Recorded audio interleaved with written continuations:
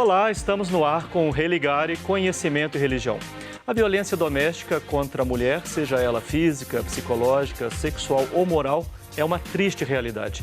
Como aspectos socio-religiosos impactam na tomada de decisão contra essa violência?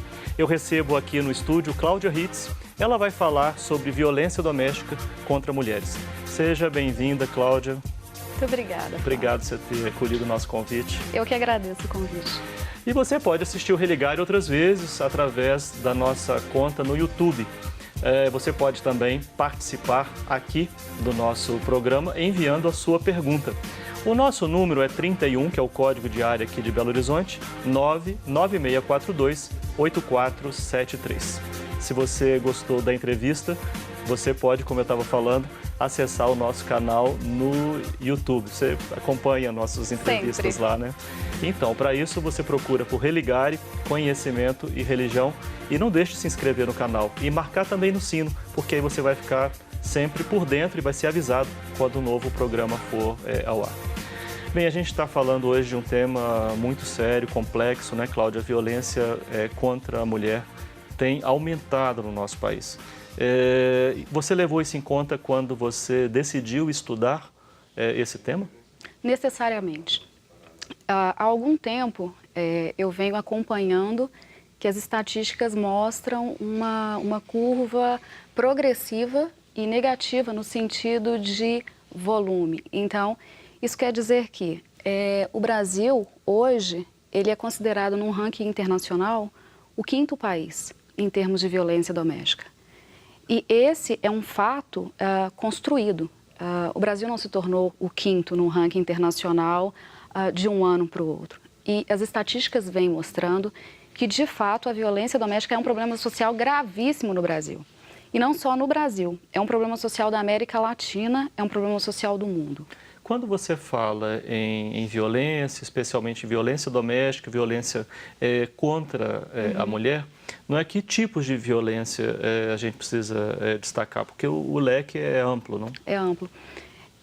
Eu considero importante fazermos uma distinção básica entre violência letal e violência não letal. Essas duas categorias, eu diria assim, são tipos de violência doméstica.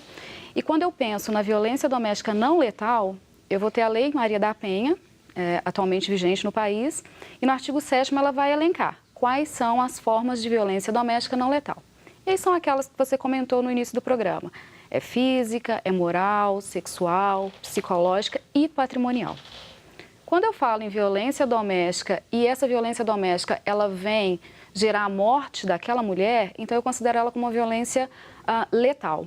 Essa violência ela pode ser decorrente de uma violência doméstica ou não, mas é uma violência contra a mulher que gera a morte. E aí nós estamos falando do feminicídio. Sim. Quando a gente discute nessa perspectiva, nós estamos falando de violência de gênero. Não somente, mas sim. Tem sim uma característica de gênero envolvida e o gênero pode ser utilizado para essa análise como uma categoria útil, embora não seja a única.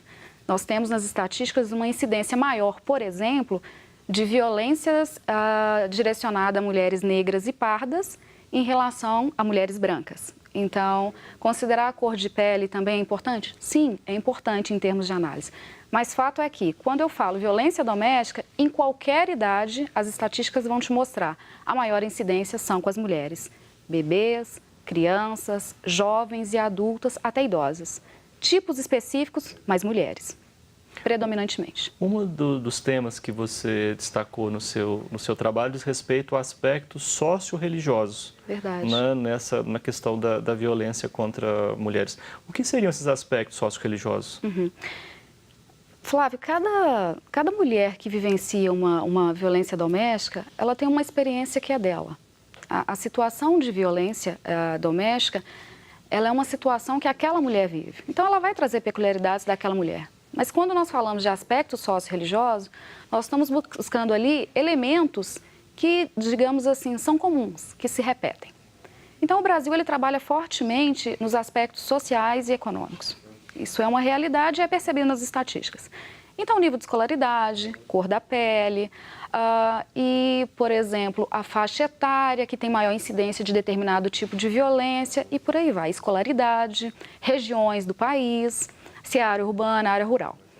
Mas existe um aspecto que não tem sido considerado nas estatísticas do governo. E a minha pesquisa ela vem de encontro a apontar que sim, existe um aspecto que deveria ser considerado, que é o aspecto religioso. Esse aspecto religioso, ele traz com ele uma causa, um motivo, uma justificativa que não necessariamente ele vai acontecer com mulheres que não têm aquela pertença religiosa especificamente. E no Brasil, tudo que não é mensurado, ele não é catalogado. E se não é catalogado, não tem, portanto, medidas públicas, não tem política pública. Sim, no caso, então, de razões religiosas, isso serve tanto para sustentar a violência, justificar a não denunciar, nesse caminho aí que você estava percebendo a influência, né, de discursos religiosos? Eu percebo nesse caminho também. Ao declarar uma pertença, muito mais do que somente a questão, digamos, espiritual, confessional, teológica, existe uma questão que vem para a vida daquela mulher, para o discurso de vida dela, para as perspectivas, para o modo de agir, de pensar. Então, ela introjeta, aquilo se torna o cotidiano dela. E esse cotidiano, ele é levado não só para o ambiente religioso, mas para o ambiente doméstico e secular, como, por exemplo, sim, como apontado na minha pesquisa, citado em algumas causas e algumas soluções para a violência doméstica, que é um problema social, são apontadas questões religiosas. Você deu título para sua pesquisa de A Casa Púrpura e Escarlate. O que você está querendo dizer com isso, né? Querendo identificar, então, esses aspectos religiosos aí na violência contra a mulher? Sim, isso é um traço poético mesmo e, ao longo da pesquisa, foi evidenciado que as casas são lugares não só de formação humana, mas também de ocorrência de violência doméstica. A primeira metáfora é essa da casa, né? É a da casa. E aí o título ele remete a isso. E é um traço da violência doméstica. Ela predominantemente acontece nos lares. Inclusive no Brasil é o segundo lugar onde mais se morre mulher. É em casa. Morre-se mais em casa quando se é mulher do que, por exemplo, numa rede pública de saúde. Só perde para a via pública. Então, a casa é um lugar importante de ser pensado, essa questão da violência doméstica. Púrpura é uma analogia a hematomas, a violência que não necessariamente se tornou letal. E o escarlate é uma analogia ao sangue propriamente dito, que seria aquela violência que se torna letal. Vamos falar para as nossas telespectadoras, para os nossos telespectadores, o que você fez, porque você procurou delimitar, né? Procurou por pessoas, por mulheres que sofreram violência e sofrem violência. É verdade. Foi uma pesquisa muito difícil porque ela adentra a intimidade, não só daquela mulher, mas da família daquela mulher. Porque quando há uma situação de violência doméstica no lar, e a estatística nacional, ela de fato comprova o que eu encontrei na minha pesquisa, os principais agressores são os maridos, ou os companheiros, ou os avós, ou os pais. Em síntese, é uma questão masculina, predominantemente, não somente, mas predominantemente. Porque a violência doméstica ela não é só heterossexual, isso tem que ficar muito claro, mas é predominantemente o companheiro ou ex-companheiro. Esse é um dado.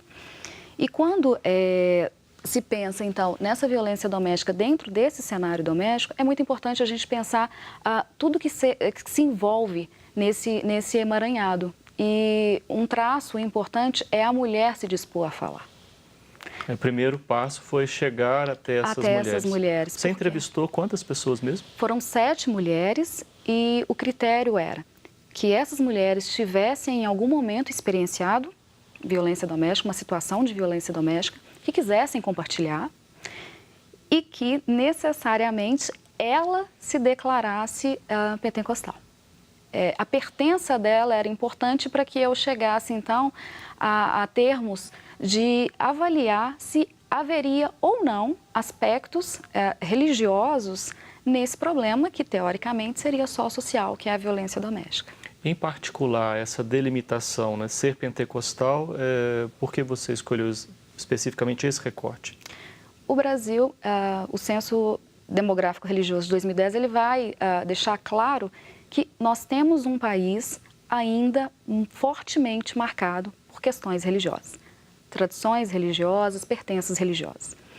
Ainda é uma predominância o catolicismo, isso é um dado. Mas nós vemos os evangélicos crescendo exponencialmente. Um crescimento dos evangélicos, sem dúvida. Né, considerável, e isso tem que ser observado. E dentro desse contexto evangélico, que é muito heterogêneo, e ele não se reduz somente aos pentecostais, nós temos protestantes históricos, nós temos neopentecostais, me importou os pentecostais porque é onde nós temos o maior volume dentro da coluna que se chama evangélicos. E eu tinha um conhecimento prévio de como esse assunto era quase que um tabu a ser tratado nas igrejas e pelas mulheres. Sim. E então também tem a ver com esse grupo também que mais cresce, né, no segmento exatamente. Evangélico. Sendo você também de tradição protestante histórica, né, verdade. No caso, sua pertença. É verdade. Bem, eu quero conhecer mais então como é que essas mulheres trouxeram né, de relatos, e como é que a gente pode compreender melhor esse tema. Lembrando que você pode também mandar a sua pergunta para a Cláudia Ritz, que é a nossa convidada. Nós estamos falando sobre o tema violência doméstica contra mulheres. Participe, envie perguntas, comentários. O nosso número, anote aí, 31 é o código aqui de Belo Horizonte, 99642-8473. Um breve intervalo, dá tempo de você fazer a pergunta. A gente volta já.